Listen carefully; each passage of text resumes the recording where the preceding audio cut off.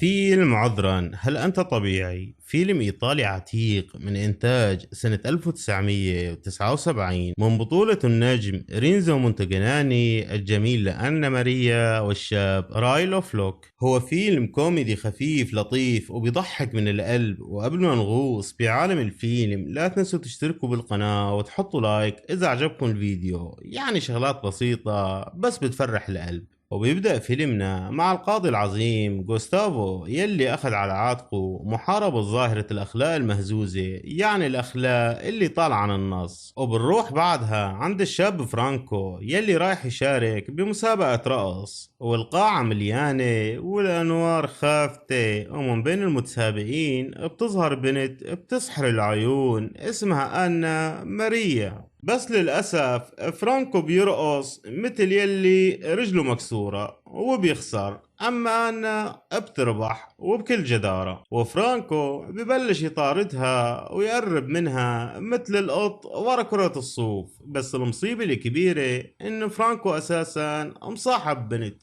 أو هيك كان مفكر، لأنه نيكولا تطلع بالشبشب شاب. بيرجع على البيت بيلاقي فوضى ما بعدها فوضى، ورسالة من نيكولا بتقوله فيها انها راح تنتحر من فوق الجسر، وبيهرول مسرعا لينقذها بس ما بيلاقي الا جزدانها، وبيفكرها فعلا وودعت. وبيبلغ الشرطة بكل براءة. يا حرام، أن ماريا بتشتغل عارضة لمجلة مفتوحة أكثر من اللازم، والقاضي غوستافو عم بيطاردها وكأنها مجرمة أخلاقية من الدرجة الأولى. وفجأة القاضي بيطلب من فرانكو يتعرف على بنت مسؤول كبير بالدولة، وفعلا بيجي المسؤول مع بنته، والمفاجأة البنت هي نفسها أن ماريا.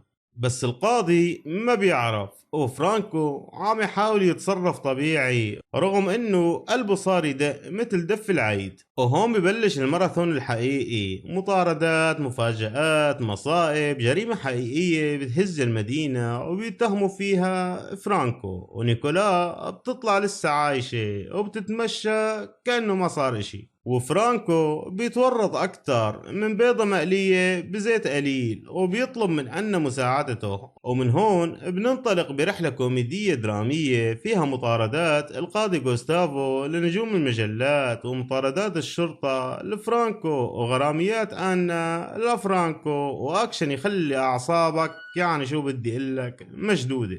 بس ما راح نحرق باقي الأحداث لأنه المتعة كلها بالمشاهدة. وبالنهاية القاضي المسكين بيقع بغرام نيكولا، اي نعم، اللي كانت شاب على اساس. وفرانكو وانا بيرجعوا سوا، ونختم فيلمنا بضحكة، وبنودعكم بوداعا ايها المشاهد الذواق. وبلا ما تسألوا اذا انتم طبيعيين، لانه بعد هالفيلم ما حدا طبيعي. ودمتم سالمين.